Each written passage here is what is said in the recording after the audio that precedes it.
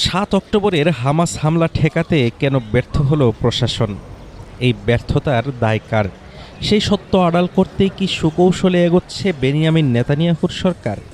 এমন সব প্রশ্ন আর তীব্র ক্ষোভ নিয়ে আবারও ইসরায়েলের তেল আবিবের হাবিমা চত্বরে রাজপথে নেমেছেন হাজারো মানুষ।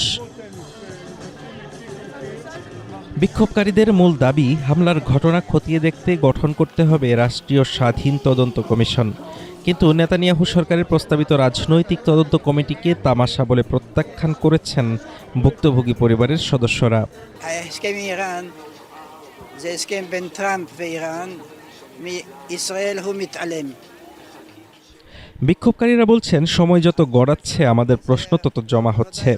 এই রাজনৈতিক জনতুষ্টিমূলক ও ফেসিস্ট তদন্ত কমিটিতে ক্ষমতাসীন ও বিরোধী দলের প্রতিনিধি রাখার কথা বলা হচ্ছে, কিন্তু বিরোধী দল না থাকলে ক্ষমতাসীনরাই নিজেদের অপরাধের তদন্ত নিজেরা করবে, যা চরম হতাশা।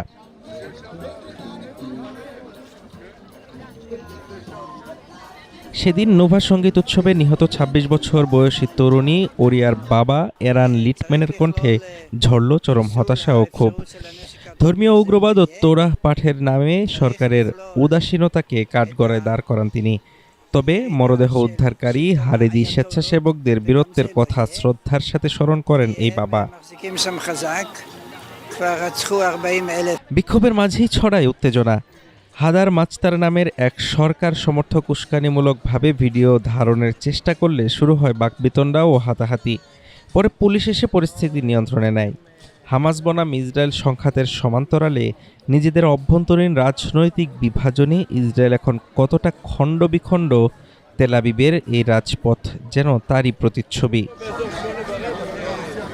হাফিজুর রহমান তুষার, ঢাকা টুডে।